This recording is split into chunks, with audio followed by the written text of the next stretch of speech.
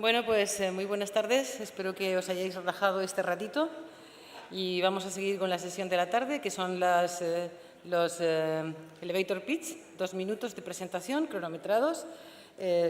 Supongo que todos los que vais a presentar estáis sentados aquí para hacer más cómoda la salida y el orden de actuación va a ser en el orden de la lista que todos tenéis, ¿de acuerdo? Así que no hace falta que presente, pero bueno, sí, yo creo que vais subiendo por orden y cada uno dice quién es y lo que va a decir, ¿vale? ¿Cómo? Que tienen 2 minutos, es muy apurado. 2 minutos muy apurado, pero no, se empieza a contar después de que dices el nombre. Dices el nombre y entra el cronómetro. Bueno, pues empezamos con la primera. Este lo digo yo ya que estoy aquí. Rodrigo Navarro Alexandre.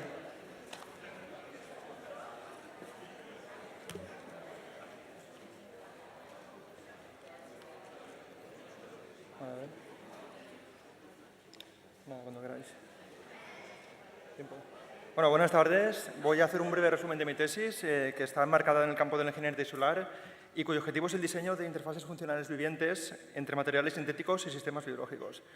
Estos sistemas deben ser capaces de dirigir la respuesta celular de una forma dinámica para cumplir con los requisitos de desarrollo de nuevos tejidos. Como interfase se ha elegido una bacteria léctica no patógena, Lactococcus lactis, que puede ser fácilmente modificada mediante ingeniería genética. La modificación genética elegida ha sido la expresión de un fragmento de fibronectina, una proteína de matriz extracelular ubicua y muy importante en los seres vivos, implicada en procesos como la cicatrización y desarrollo embrionario temprano, y a nivel celular en la adhesión, proliferación, migración y diferenciación. Este fragmento contiene 2 secuencias que al interaccionar con las células inician cascadas de señalización intracelular, implicadas en dichos procesos. Se ha investigado principalmente la respuesta celular en cuanto a adhesión y diferenciación. Esta bacteria, igual que otras, es capaz de colonizar superficies abióticas, ya sean polímeros, metales, vidrio, etc., formando biofilms, que son comunidades sésiles adheridas a ellas. Estos biofilms surgen de forma natural como respuesta de la bacteria al estrés ambiental. Se ha aprovechado esta capacidad para formar monocapas bacterianas de densidad variable y controlable sobre materiales sintéticos, en los que se ha llevado a cabo cultivos in vitro. También se ha caracterizado mediante técnicas de biología molecular la cantidad de fibronectina expresada y su actividad biológica, que corresponde más o menos a la usada en los recubrimientos proteicos de soporte de cultivo in vitro. Y finalmente se han hecho ensayos con diferentes líneas celulares, viendo que esta interfase es capaz de soportar diferenciación celular en mioblastos, semiotubos, y también en fibroblastos, viendo que la fibronectina bacteriana, digamos que actúa igual a la fibronectina que se utiliza en los soportes de...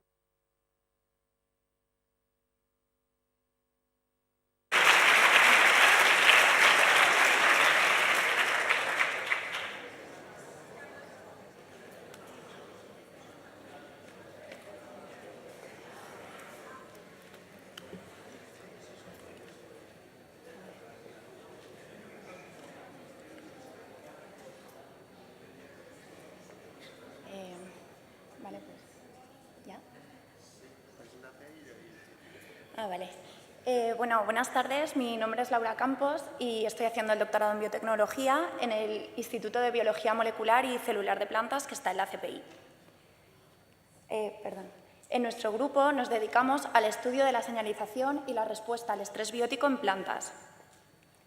En su ambiente natural, las plantas están sometidas a diferentes tipos de estrés. Entre ellos, el estrés biótico es el que se produce a causa del ataque de insectos y microorganismos patógenos, como son las bacterias, los hongos y los virus, a la planta. Este ataque genera una respuesta defensiva en la planta que conlleva la acumulación de proteínas y la producción de compuestos defensivos. Todo ello con el fin de limitar el avance de la infección en la planta. Los objetivos de este trabajo son, primero, identificar compuestos que se acumulen en plantas infectadas y no en plantas sanas. A continuación, obtener plantas transgénicas que presenten mayores niveles de estos compuestos. Y, por último, llevar a cabo un estudio de la resistencia frente a una infección de estas plantas transgénicas. Aplicando estos objetivos a un caso concreto, hemos obtenido estos resultados que forman parte de mi tesis doctoral. En plantas de tomate infectadas con la bacteria Pseudomonas identificamos una serie de compuestos que se denominan amidas derivadas del ácido hidroxifinámico y que se acumulaban en plantas infectadas pero no en plantas sanas.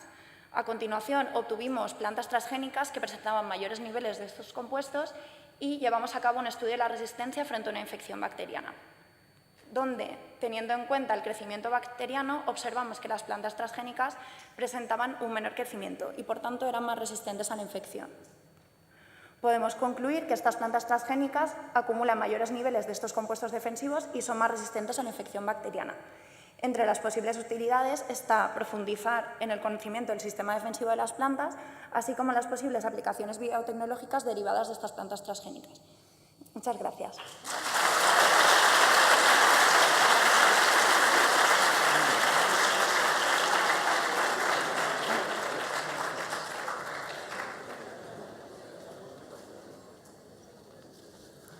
¿Está temporizada la tuya?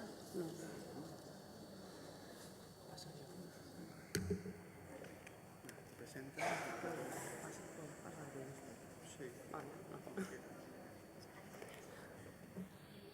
Buenas tardes, soy Amalia Cano. Mi trabajo de investigación se centra en la ciencia, tecnología y gestión alimentaria, en concreto en los films biodegradables con actividad antimicrobiana para uso alimentario, bajo la dirección de Maite Schaffer, Amparo Chiral y Chelo González.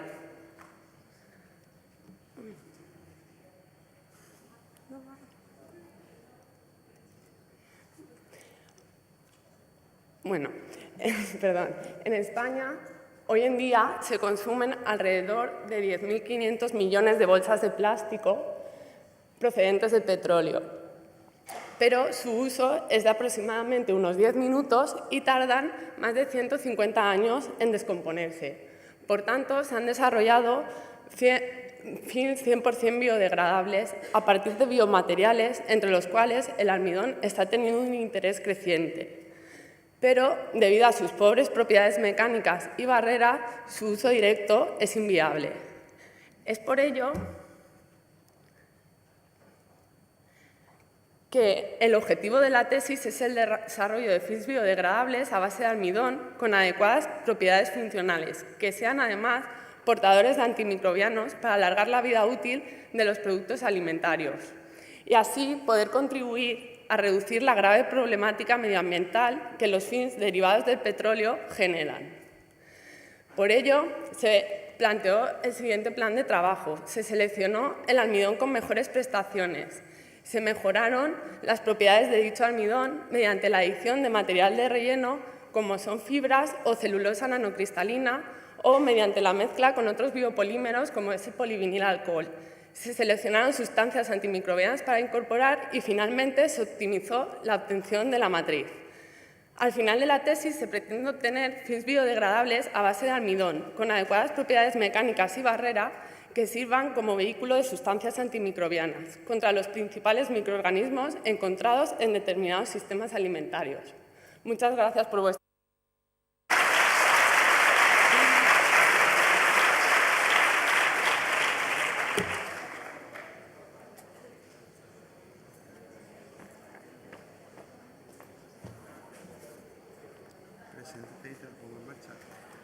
Sí, ya. Bien. Buenas tardes, soy Walter Antesana, del Departamento de Ciencia Animal, y quiero compartir con ustedes mi trabajo de investigación, mi trabajo de tesis, titulado Emisiones de amoníaco y metano a partir de purines de cerdo de cebo, efectos de la modificación de las dietas en la producción de amoníaco y metano.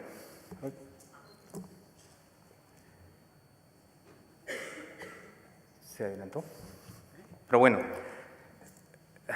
algo ha pasado. Pero vamos, en España se producen alrededor de 100 millones de toneladas de purines al año. Y esto, lógicamente, es un agente potente, contaminante del medio ambiente, sobre todo por las emisiones de amoníaco y metano que producen. Como tal, tenemos el reto de garantizar la producción animal y, a su vez, contribuir al medio ambiente, ¿no? Contribuir a no contaminar el medio ambiente. Entonces, es un reto muy difícil. Nuestro proyecto busca analizar qué efecto tiene la manipulación de la dieta de cerdos sobre las emisiones de amoníaco y metano de los purines que se generan. Para esto, en la primera etapa de la investigación, se han caracterizado los purines de las explotaciones comerciales de España.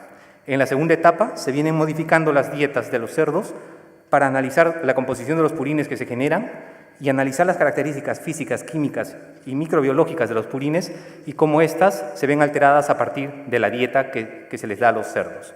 Y en la tercera etapa se validarán los procesos metodológicos y se desarrollarán modelos que permitan medir de mejor manera y con mayor precisión las emisiones y sobre todo generar mejor información.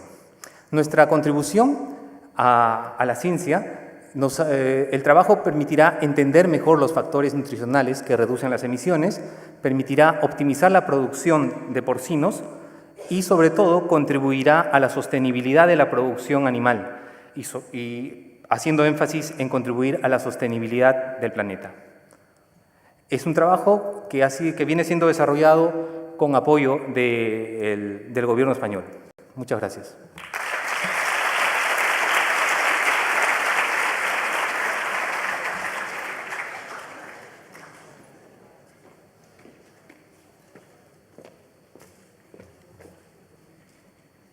Buenas tardes, mi nombre es Rocío Piqueras y soy arquitecto dentro del Departamento de la Escuela de Arquitectura, del Departamento de Composición, y estoy desarrollando una tesis doctoral y un trabajo de investigación sobre el aprovechamiento hidroeléctrico del Salto del Molinar, construido a principios del siglo XX, en 1910, en la cuenca del Júcar, Villa de Besa, Albacete, bajo la tutela de don Juan María Songel. Todo comenzó con el descubrimiento de una ruina industrial olvidada y abandonada en el fondo de un barranco a punto de desaparecer sin dejar huella. Esto fue el punto de partida de una investigación emocionante que me ha atrapado y cuyo objetivo ha sido reconocer el valor histórico y patrimonial de una pieza como es el Salto del Molinar. De hecho, fue el origen de la Sociedad Hidroeléctrica Española. Fue la primera vez en Europa que se transportó energía a 66.000 voltios y una distancia de 250 kilómetros para llegar hasta Madrid. Esto colocó a España en la cabecera de la tecnología punta en cuanto a electricidad se refiere. Además, fue uno de los primeros ejemplos donde se utilizó el hormigón armado relacionado con José Eugenio Rivera. Como fases del trabajo podemos destacar tres principales. Una que es de contextualización histórica y social, donde el ámbito de investigación se ha ampliado a Portugal, con toda la evolución del hormigón armado y de la industria eléctrica, haciendo una comparativa entre los dos países. Una segunda fase, que sería la de un análisis descriptivo del bien, tanto un registro, un inventariado y un catálogo. Y una tercera fase, que sería, con unos criterios y una metodología, encontrar una valoración y una situación jurídica, el estado de conservación y las posibilidades de reutilizaciones que podrá tener.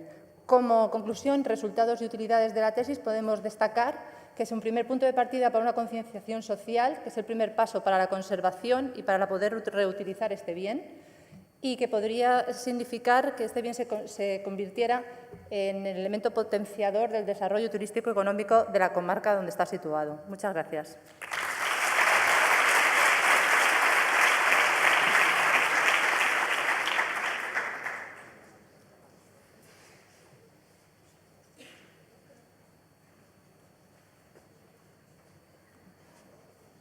¿Tienes con tiempo? No, solo avanzamiento manual. Vale, ¿puedo también con la barra?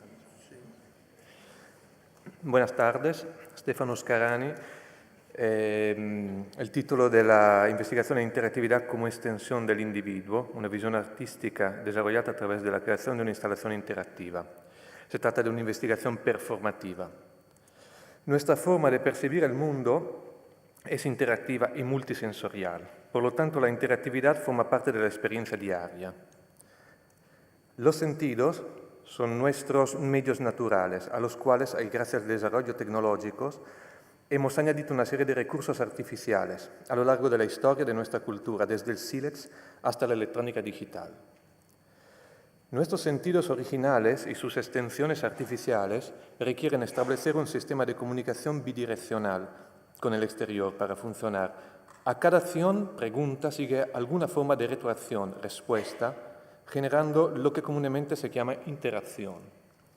Las tecnologías interactivas, en particular el arte interactivo, representan un sistema lenguaje extremadamente eficaz para comunicar, aprender, investigar y en general para establecer un tipo de comunicación multisensorial.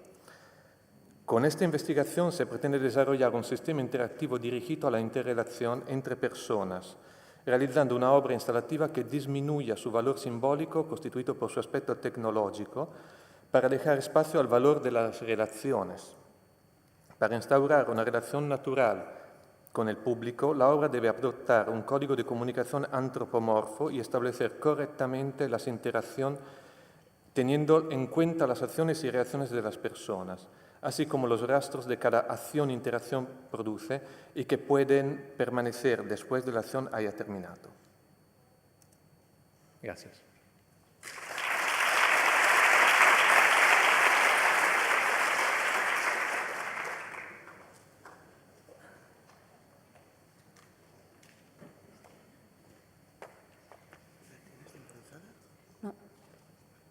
Buenas tardes, mi nombre es Rita Amor y soy estudiante del programa de doctorado Ciencia y Restauración del Patrimonio Histórico-Artístico. Mi tesis doctoral va sobre la conservación de grafitis y pinturas murales en aerosol utilizando el arranque a estrapo como medida de salvaguarda. Una de las prácticas que más utiliza la pintura en aerosol o la pintura en spray es el graffiti, el cual, por el entorno que se encuentra, sufre de la degradación de este mismo. Por la falta de control, la degradación externa mediante los factores como vandalismo o degradación por la climatología. También encontramos la misma degradación en la pintura mural que utiliza el esmalte aerosol o el arte urbano. También añadimos que en el graffiti la renovación de los muros, cuando un escritor decide renovar su antigua obra, utiliza el mismo soporte mural para realizar nuevas composiciones y aumentar su producción. ¿Por qué planteamos el arranque a estrapo? El arranque a estrapo permite que, por superposición de telas con un adhesivo, al secar sobre la superficie pictórica, realiza una retracción o una tensión sobre la pintura y podemos arrancar lo que es la película pictórica y conservarla mediante unos procesos posteriores. Esto permite que se perdure la obra mural, la imagen física y también dejar los muros intactos para que continúe la producción o porque realiza una función en un edificio.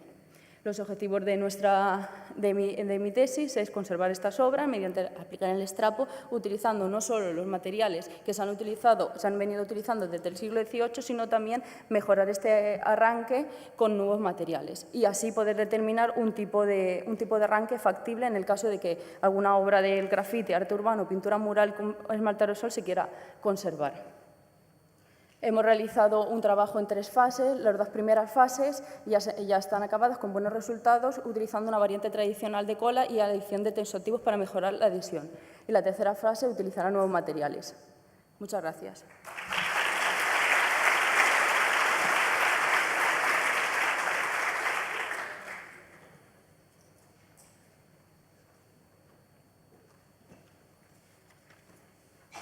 Perdona, ¿cómo? ¿De aquí? Esto para pasar y juntar si necesitas.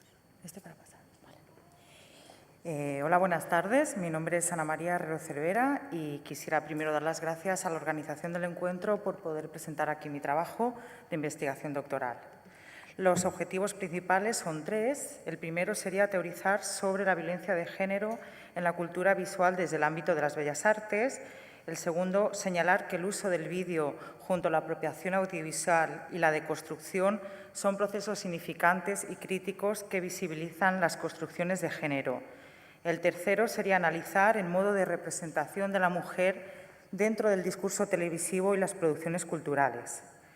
La investigación se desarrollará en 3 etapas. La primera será desarrollar una metodología de trabajo donde utilizamos la herramienta videográfica por su capacidad de análisis y de relectura en las imágenes dadas. La segunda etapa será realizar un proceso de monitorización en los canales principales del duopolio de televisión mexicana, Televisa y Teleazteca. Y, en tercer lugar, la realización y producción de vídeos a partir de la apropiación, del reciclaje y del desmontaje. Con estos vídeos queremos demostrar que, a través de la práctica videográfica y con la intervención de la apropiación crítica, podemos contribuir a generar cambios de concienciación social. pues entendemos que hay una función transformadora en este proceso de relectura que nos ayuda a eliminar las opresiones sexistas, así como deshacer prácticas y narrativas relacionadas con la violencia de género. Muchas gracias por vuestra atención.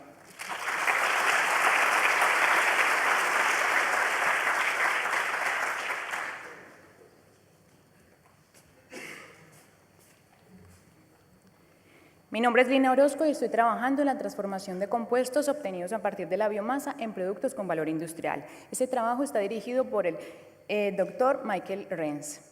Uno de los preceptos más importantes de la química sostenible es el empleo de material renovable como la biomasa, la cual consta principalmente de lignocelulosa, y esta está formada por monosacáridos y disacáridos que son transformados para ser empleados como polímeros. También está formada por triglicéridos, los cuales forman ésteres de ácidos grasos que son empleados como combustibles. Y a partir de algunos compuestos diferentes se obtienen ácidos y acetonas que se emplean como cosméticos. Aparte de esto, hay un grupo de compuestos conocidos como los terpenos, los cuales se extraen y son empleados como fragancias. El objetivo del trabajo es transformar compuestos derivados de la biomasa en productos con valor industrial empleando catalizadores heterogéneos altamente selectivos. La primera etapa de la investigación consiste en la síntesis y caracterización de los catalizadores. Algunos parámetros importantes para determinar son la morfología, la cristalinidad, la determinación de grupos hidroxilos y la reducibilidad del catalizador. Con estos catalizadores se pretende hacer reacciones de acoplamiento de enlaces carbono-carbono. En este caso, dos moléculas de heptanal reaccionan para formar la acetona 7-tridecanona. Pero para que esta reacción sea llevada a cabo es necesario que una molécula de agua se transforme y a su vez se formen dos moléculas de hidrógeno y una de CO2. Posteriormente se estudiarán los mecanismos de la reacción y a su vez optimización del sistema catalítico, y posteriormente se hará la divulgación de los resultados científicos. Como posible aplicación del trabajo se puede citar el acoplamiento simultáneo de pequeñas moléculas derivadas de la biomasa para ser transformadas en moléculas de cadena lateral, de cadena carbonada mucho más grandes, las cuales pueden ser hidrogenadas para formar alcanos lineales y ramificados que se encuentren en el rango de los combustibles. Muchas gracias.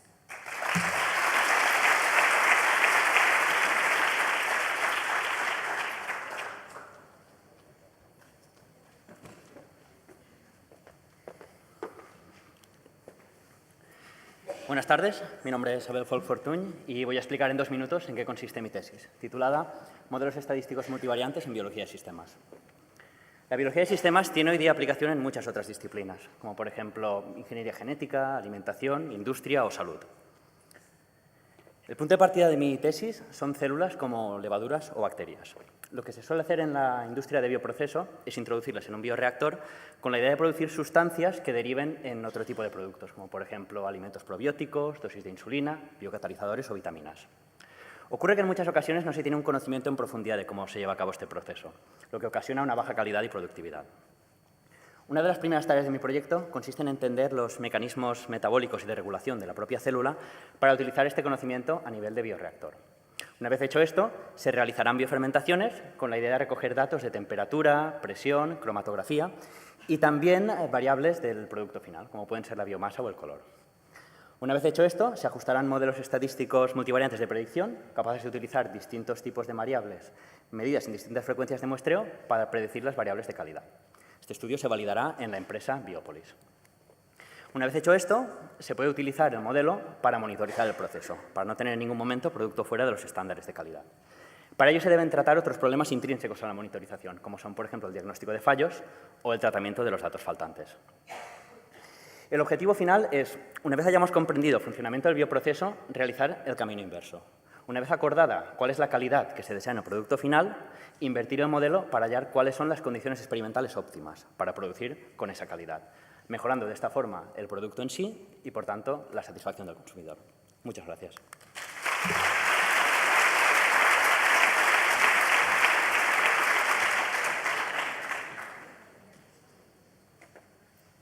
Buenas tardes, mi nombre es Cristina Marín y mi trabajo es en el doctorado en el área de ciencias.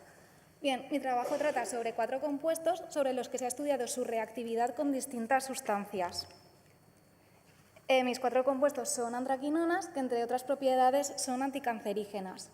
Estas son las 4 antraquinonas y la única diferencia entre ellas es esa pequeña parte de la molécula que veis ahí señalada. Entonces, el objetivo de este trabajo es ver si con esa pequeña diferencia son capaces de reaccionar de distinta manera con diferentes sustancias. Entonces, en primer lugar, se hizo un estudio en los cambios de color y se estudió con diferentes aniones, que son partículas cargadas negativamente. Entonces, lo que se vio fue que eran capaces de reaccionar con el fluoruro, pero en cambio no tenían tendencia a reaccionar con el resto de aniones. Además, vemos que cada una de ellas reaccionaba de manera distinta. Unas tenían más capacidad para reaccionar y otras menos. El interés de detectar este anión, que sería el fluoruro, reside en que está ampliamente utilizado en el agua y también para pasta de dientes debido a sus efectos en la salud humana. Sin embargo, a altas concentraciones puede llegar a ser muy tóxico. Entonces, para detectarlo, continuamos con un estudio por absorbancia y obtuvimos estos cambios. Estos cambios son debidos a que el fluoruro se acercaba a la molécula y la desprotonaba. Por eso vemos esa diferencia de bandas. También vimos, esto fue corroborado por fluorescencia, por RMN y por estudios mecanocuánticos. Entonces, a las conclusiones a las que podemos llegar es que, efectivamente, estas antraquinones son capaces de detectar el fluoruro y no tienen tendencia a reaccionar con los otros aniones, y además, entre ellas, esa pequeña diferencia sí que les da diferente capacidad de reactividad. Otra posible opción de continuar estos estudios sería el estudio de detectar cationes que sean de especial interés para la vida humana. Muchas gracias por vuestra atención.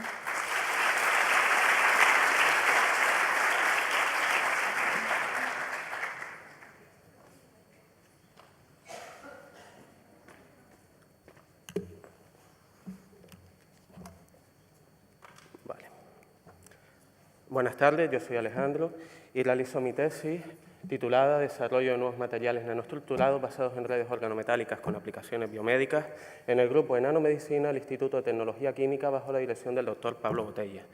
El término red organometálica, o MOF, según sus siglas en inglés, se ha acuñado para designar a materiales cristalinos compuestos de complejos metálicos unidos entre sí por ligandos orgánicos, cuyas prodigiosas características los han hecho adecuados para numerosas aplicaciones, tales como ambientales, tecnológicas o biomédicas.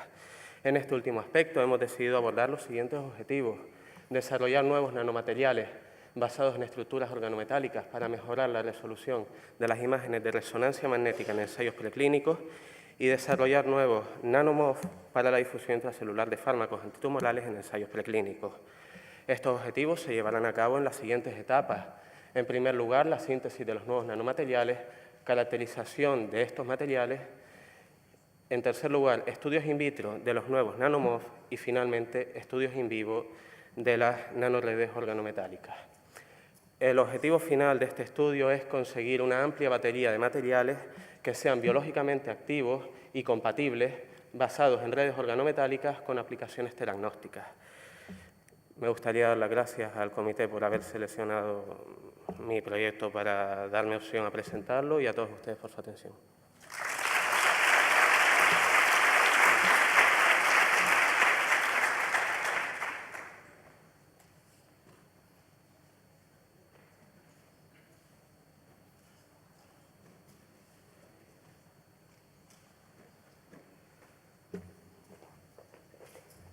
Hola, buenas tardes a todos. Soy Amparo Martínez, del programa de doctorado de Ingeniería del Agua y Medio Ambiente.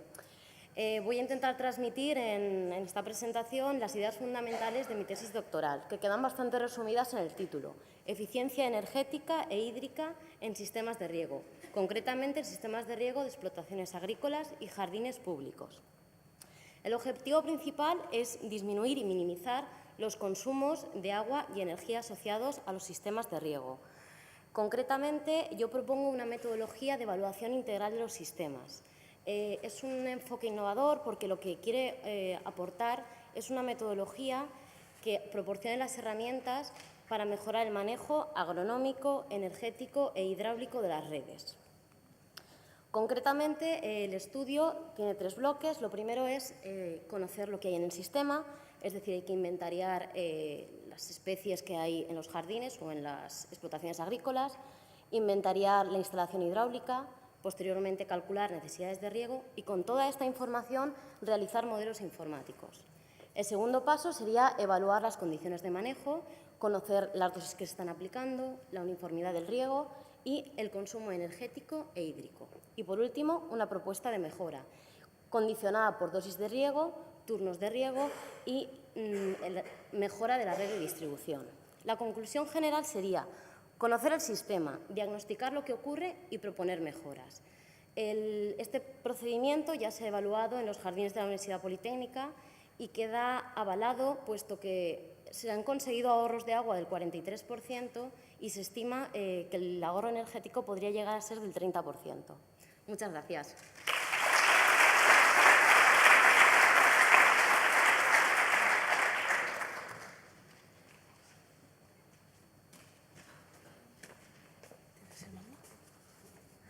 Hola, buenas tardes. Soy Pilar Mellado y estoy haciendo la tesis para el Departamento de Dibujo de la ESI. Mi tesis está dedicada al diseñador industrial Pedro Miralles Claver en el análisis y estudio de su obra de entre los años 84 y 93. Está compuesta por dos objetivos. El primero de ellos, el estudio de su vida, un análisis de su vida profesional y proyectual, y el análisis de su obra contextualizada siempre en el marco de la década de los años 80 y 90 y centrándonos en su producción de diseño de objetos para el hábitat. La hemos dividido en tres fases. La primera tratando una fase documental, que es la investigación. La segunda fase, la ordenación cronológica de esta documentación encontrada, su análisis y sintetizado. La tercera ya es la redacción de la tesis, dividida en 4 capítulos. El primero de ellos dedicado a los años 80, el segundo al diseño industrial en los años 80, tanto a nivel nacional como internacional. El capítulo 3 dedicado a la biografía y el desarrollo profesional del diseñador. Y el capítulo 4 tiene una relación ordenada cronológicamente de cada uno de los 42 productos que componen la obra de Pedro Miralles. En el cuarto capítulo, cada uno de sus productos ha sido analizado siguiendo los siguientes puntos: sus antecedentes históricos, la descripción conceptual de cada objeto, el análisis sintáctico de bocetos, maquetas y prototipos encontrados, el análisis de su producción final, aparición en diferentes publicaciones y exposiciones, premios y nominaciones a los que haya podido optar y análisis comparativo y evolutivo del mismo a lo largo de la historia del diseño. Por último, los resultados previstos en una exposición dedicada a Pedro Miralles, la cual ya conseguimos a finales del año 2013, la edición de una publicación dedicada a su obra y la revalorización del diseño industrial tanto a nivel nacional como territorial y la consideración de la historia del diseño industrial como una disciplina de peso en el marco de los estudios para el diseño. Y gracias por vuestra atención.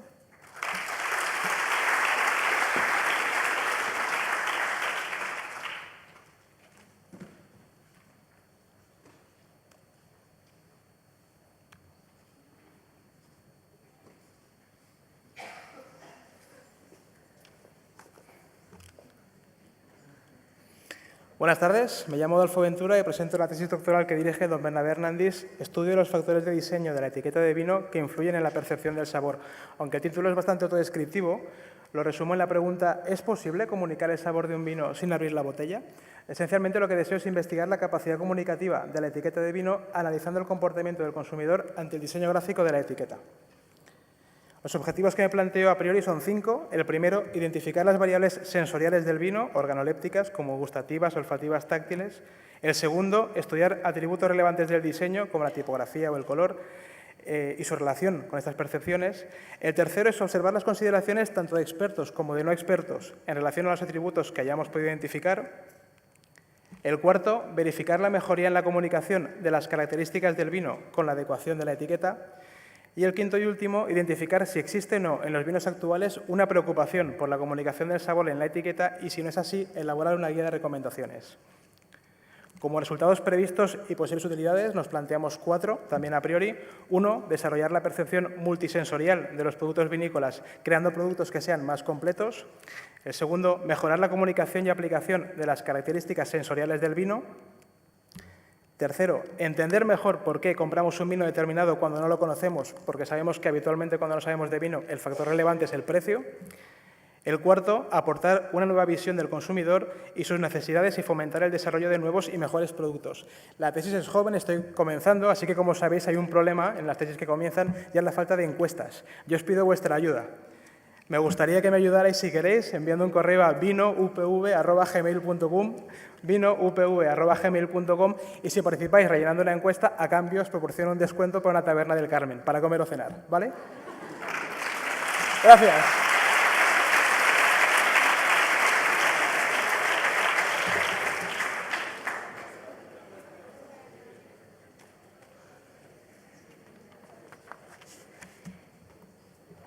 Buenas tardes, mi nombre es Marina García Fenoy y desarrollo mi tesis en el Instituto de Seguridad Industrial, Radiofísica y Medioambiental. Esta tesis se centra en el análisis de estabilidad en reactores nucleares de agua en ebullición. Por su importancia, este es uno de los campos con mayor producción científica en el ámbito de la seguridad nuclear y la validación y mejora de códigos supone un importante beneficio para la industria energética. Prueba de ello es que parte de los trabajos conducentes a esta tesis están financiados por centrales nucleares Almaraz y Trillo. En este trabajo se pretenden mejorar, optimizar y ampliar las herramientas disponibles en el grupo de investigación SENUVE y SIRIM al que pertenezco, desarrollando una metodología completa para el análisis de inestabilidades. Esta metodología se nutre de códigos como Valkin, desarrollado en el seno de este grupo y registrado en el Centro de Transferencia Tecnológica en la UPV, o PARCS, para el cual se han implementado numerosas mejoras que se han sido adoptadas incluso por la Nuclear Regulatory Commission de Estados Unidos. El análisis del reactor se completa con, por ejemplo, la simulación de señales de los detectores INCORE y SCORE del núcleo, la aplicación de técnicas de análisis de señal no solo a estas señales simuladas, sino también a señales reales que podamos tener, o la obtención de los modos lambda del núcleo para conseguir una definición de este con la que se optimice la simulación a la vez que no influyamos en el acoplamiento neutrónico termodinámico que se da en estos reactores. Cabe destacar también que el caso de aplicación utilizado para esta tesis es el benchmark de estabilidad de la OECD Oskarshamn 2, en el que participan universidades y centros de investigación de todo el mundo y en el que en mayo pasado la UPV, a través del grupo SENUVE y SIRIM, ha presentado sus resultados preliminares previos a la fase 1 de este benchmark, que, como veis, muestran un buen ajuste en el transitorio. El objetivo de esta tesis, para concluir, es obtener una herramienta fiable, eficaz y rápida que permita prever el comportamiento de un núcleo ante perturbaciones o cambios en sus condiciones de operación y estudiar en detalle la fenomenología que hay detrás de estas inestabilidades. Muchas gracias.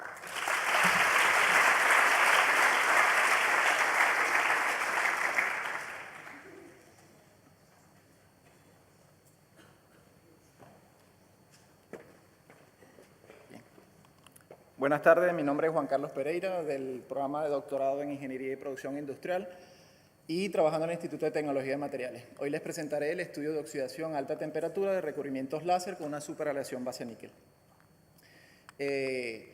Las aplicaciones de las superaleaciones se encuentran básicamente en aplicaciones de alta temperatura, específicamente en recubrimientos de álabes que están expuestos entre 1100 y 1200 grados centígrados. En la actualidad se han desarrollado ya recubrimientos de barrera con sistemas de proyección térmica de alta velocidad en los cuales se presentan ciertas imperfecciones, tales como porosidades y falta de fusión. La técnica que nosotros estamos empleando, que buscamos lograr, es un recubrimiento obtenido por proyección láser, específicamente láser cladding, en el cual se pueden obtener recubrimientos extensos mediante solapé de cordones con fusión total del material.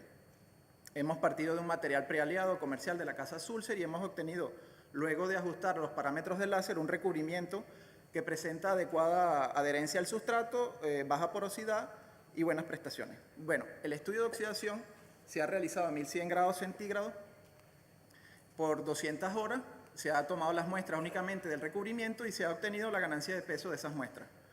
Se ha evaluado la superficie mediante la técnica de microscopía de fuerza atómica para obtener la morfología de los cristales de óxido y su rugosidad, y así como también se ha analizado la evolución de los óxidos mediante microanálisis por EDS-CISEN.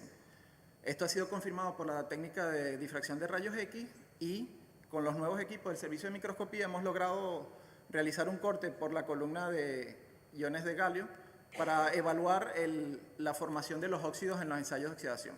Como se muestra en la figura, hemos obtenido un crecimiento de una capa de alúmina estable, la cual actúa como barrera térmica para la difusión de oxígeno hacia el recubrimiento y hacia el sustrato, lo que ha permitido también cuantificar el espesor de esta capa de óxido y compararlo con otros materiales habitualmente usados en estos recubrimientos. Muchas gracias por su atención.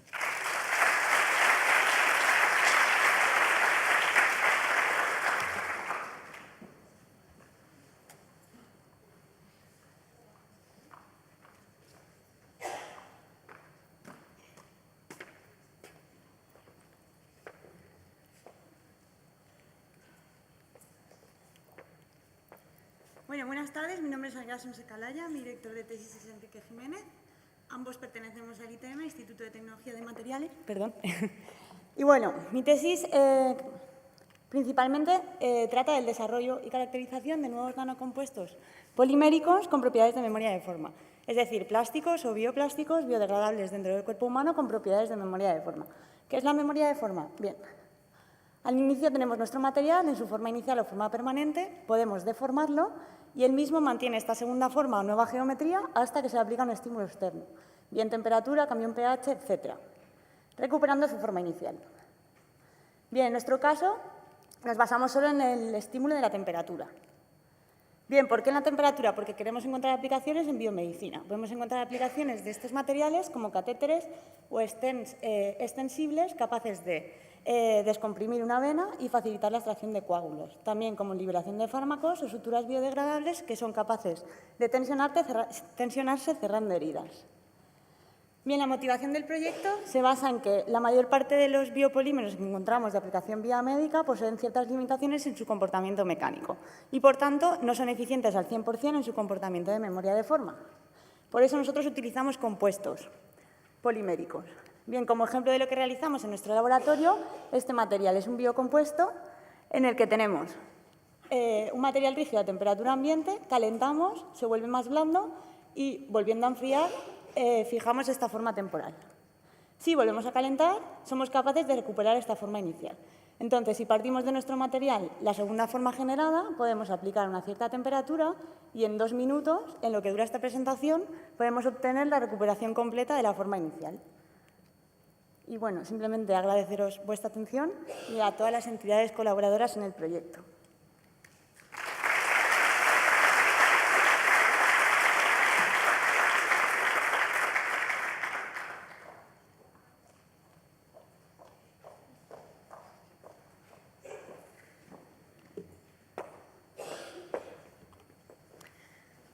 Buenas tardes, mi nombre es Sara Poveda y voy a hablar sobre hidrogeles inyectables con base proteica para la regeneración de cartílago articular. Estos hidrogeles deben tener una composición similar al cartílago articular, compuesto por cadenas de colágeno entrelazadas con ácido hialurónico con proteoglicanos. Tienen que tener una morfología microporosa que permita el paso de nutrientes a los condrocitos aislados en lagunas y tienen que tener una resistencia mecánica similar al cartílago articular. Además, estos geles gelificarán in situ para poder asegurar una buena transmisión de carga entre el defecto y el tejido huésped. Los hidrogeles que se van a estudiar son geles de gelatina y microfibras y geles de gelatina con ácido hialurónico. Por tanto, las etapas de la investigación, en primer lugar, la selección de los materiales, que va a ser la gelatina como componente similar al colágeno y el ácido hialurónico. Y además, como estos tienen malas propiedades mecánicas, se le añadirá a la gelatina microfibras de ácido poliláctico. La segunda parte sería injertar a las cadenas de gelatina y ácido hialurónico unos grupos para hacerlos inyectables. Después sería la síntesis de las microfibras de ácido poliláctico y de ácido poliláctico injertado con un grupo hidrofílico para que homogenice bien con la gelatina. Y el cuarto punto sería la obtención ya de mezclas de gelatina con ácido hialurónico a distintas composiciones y caracterizar sus distintas propiedades. Finalmente sería el análisis de los resultados y las conclusiones. Por tanto, los resultados previstos van a ser para los geles de gelatina y microfibras que se produzca efectivamente una mejora de sus propiedades mecánicas y para el hidrogel de gelatina con ácido hialurónico que estos dos mezclen bien y que en ambos casos se produzca una buena proliferación celular y con propiedades bastante buenas. Muchas gracias por vuestra atención.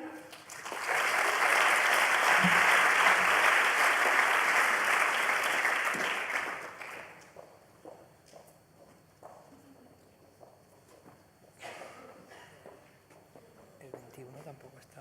Bueno, sí, es que no está bien.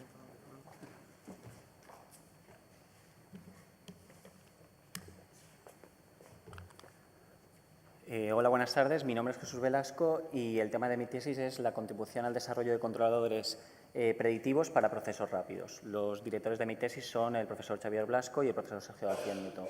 El índice que seguiré durante mi presentación es el que se ve en pantalla. Hablaré de qué es un controlador de qué es la ingeniería de control, qué son los controladores predictivos, la utilización de técnicas multiobjetivo en el diseño de estos controladores y, finalmente, de las plataformas de experimentación de que disponemos en el CPOH, que es mi grupo de investigación, para aplicar estos diseños. En ingeniería de control, de lo que se trata es de llevar una serie de magnitudes físicas de un sistema, ya sea pues, la velocidad de un automóvil o la temperatura de una sala, a un punto deseado y de una forma determinada. Un controlador es el sistema electrónico y de cómputo que calcula las variables de cómo actuar sobre ese sistema para llevarlo a ese punto deseado. Concretamente, un controlador predictivo contiene en su interior un modelo dinámico del sistema y un optimizador. Así, a partir del punto en el que nos encontramos, del punto al que queremos llegar y de ese modelo dinámico, minimiza un índice de coste y calcula cuáles son las acciones a aplicar en el sistema para llevarlo a ese punto deseado. Esto significa que debemos calcular una optimización cada vez que queremos actuar sobre el sistema, lo cual está muy bien en procesos lentos, pero en procesos rápidos en los que debemos actuar entre 10 y 20 veces cada segundo es un poco más complicado aplicar. En mi grupo de investigación tratamos de utilizar técnicas de optimización multiobjetivo tanto para la identificación de los modelos que integramos en estos controladores predictivos como para el ajuste de ciertos parámetros del controlador que permiten un mejor comportamiento del sistema global. Las plataformas que disponemos para aplicar estos diseños son una pila de hidrógeno cuya energía gestionamos para mejorar su eficiencia y un sistema aeronáutico no tripulado que hemos desarrollado íntegramente y en el cual programamos estos algoritmos de control. Aquí había un vídeo, pero no se ve.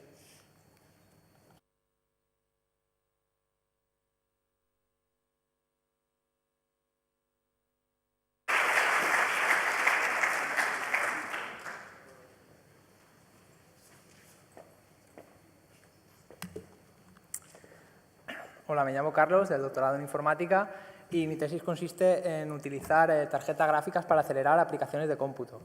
Las tarjetas gráficas, como sabéis, de normal se utilizan para visualizar gráficos, pero desde hace algunos años también se vienen utilizando para acelerar aplicaciones de cómputo intensivo, como puede ser multiplicación de matrices. Si bien las GPUs pues, reducen el tiempo de estas aplicaciones, tienen las desventajas de que incrementan los costes, debemos comprar esas GPUs, introducen un alto consumo de energía y además hay que añadir que cuando utilizamos tarjetas gráficas para acelerar aplicaciones no se puede acelerar toda la aplicación, solo un trocito de ellas. Por lo tanto, estas GPUs tienen una baja utilización. La solución que nosotros proponemos es compartir estas GPUs entre varios computadores. Por ejemplo, imaginaros que tenemos un centro de datos muy sencillito con 4 computadores y cada uno, las tarjetas gráficas vienen denotadas por GPU. Cada uno tiene su tarjeta gráfica para acelerar las aplicaciones que se ejecutan en ese computador. Nosotros lo que proponemos es reducir el número de tarjetas gráficas de forma que todos los computadores compartan estas tarjetas gráficas y se puedan aprovechar de la capacidad de aceleración que tienen estas tarjetas gráficas. Estudios previos ya han revelado que este paradigma es viable y los objetivos de esta tesis pues, consistirían en, por un lado, dar un 100% de compatibilidad, es decir, todo lo que yo pueda hacer con una tarjeta gráfica en local, poderlo hacer con una tarjeta gráfica en remoto y, a su vez, nuestro objetivo también es transferir esta tecnología a la industria. Las posibles utilidades serían las que nos proporcionan las tarjetas gráficas locales, pero, como hemos comentado, reduciendo el coste, reduciendo el consumo y proporcionando una mayor flexibilidad. Daros cuenta que ahora las tarjetas gráficas están desacopladas de los computadores. Puedo reducir el número de tarjetas gráficas, pero, por otro lado, también puedo, desde un mismo computador, utilizar todas las tarjetas gráficas de ese centro de datos. O sea, en función de mis necesidades, obtengo una flexibilidad. Esta tecnología ya existe, la podéis obtener en esta página web. Es una colaboración entre la Universidad Politécnica de Valencia y la Universidad Jaime I. Si tenéis alguna duda, muchas gracias.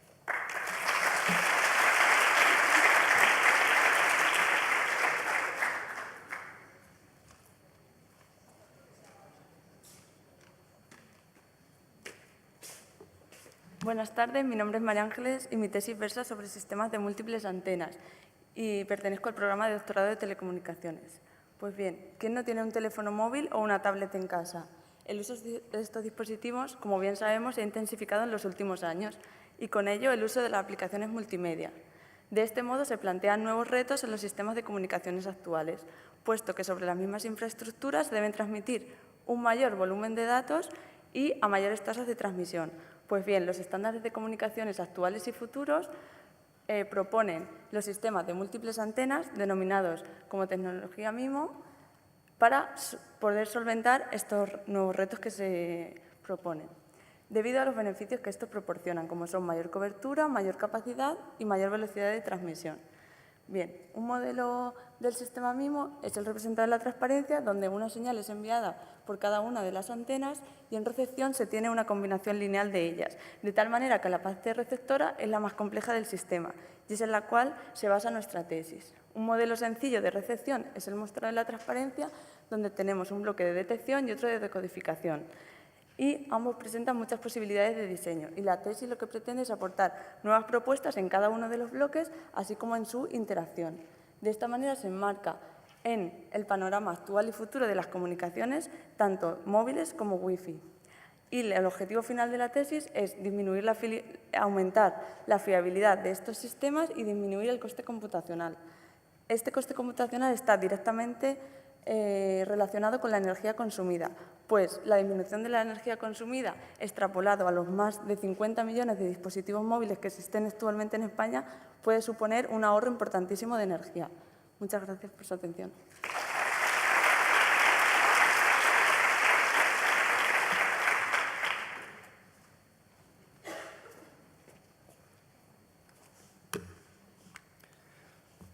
Soy Rafael Caroselli. Mi proyecto de doctorado es el desarrollo de un biosensor fotónico integrado para la biodetección específica. En particular, queremos detectar la concentración más baja posible, nunca detectada hasta ahora, de un específico analita. Para obtener este resultado, tenemos que biofuncionalizar la superficie del sensor fotónico con distintos bioreceptores para capturar el analito que queremos detectar. En esa manera, la luz puede interactuar con el analito presente en la superficie del sensor. Así se genera un cambio de la señal que nosotros podemos monitorizar en el tiempo. Entonces, podemos obtener una evolución en el tiempo de la señal.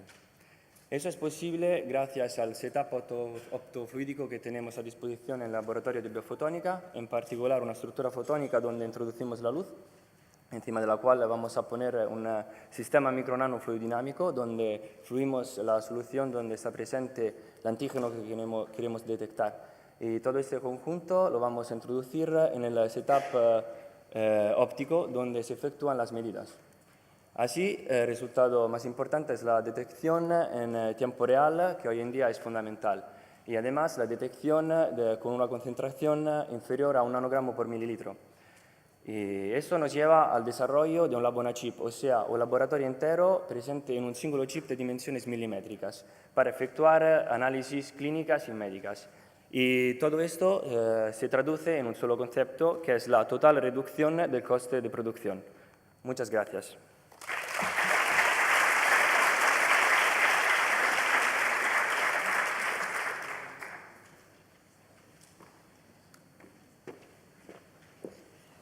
Muy bien, pues felicitaciones a todos. Habéis dado un ejemplo de cómo se puede en 2 minutos transmitir un montón de información. Y además creo que ha sido muy interesante para todos porque todos hemos aprendido y ha habido la posibilidad de entender qué se está haciendo, qué hacen nuestros compañeros. Creo que ha sido muy interesante. Tendríamos que poderlo hacer con más frecuencia.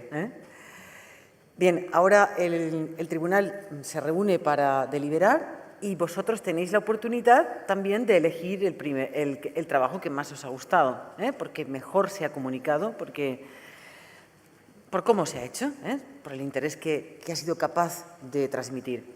Tenéis la hojita, después haremos el recuento de los votos, intentaremos que sea lo más ágil posible y intentaremos a las 6 hacer ya la entrega de premios. Y no olvidéis que a continuación hay un cierre cultural que el aula de teatro de la UPV nos ofrece gratuitamente y por ser nosotros y para entretenernos un ratito después de este día tan estresado. Y bueno, tengo que decir que lo digo ahora ya para que os mentalicéis, nos van a representar una pieza que se llama ¿Y ahora qué? Curso de preparación para entrevistas de trabajo. Puede ser muy interesante, Y los contenidos y el montaje lo han hecho los propios actores, que son Simón Martí, Víctor Moreno, Aida Sanz, Nacho Yacer, Carol Alonso y Alberto López. Entonces, nos vemos a las 6, entregamos los premios y nos entretenemos un ratito, ¿vale? Hasta ahora.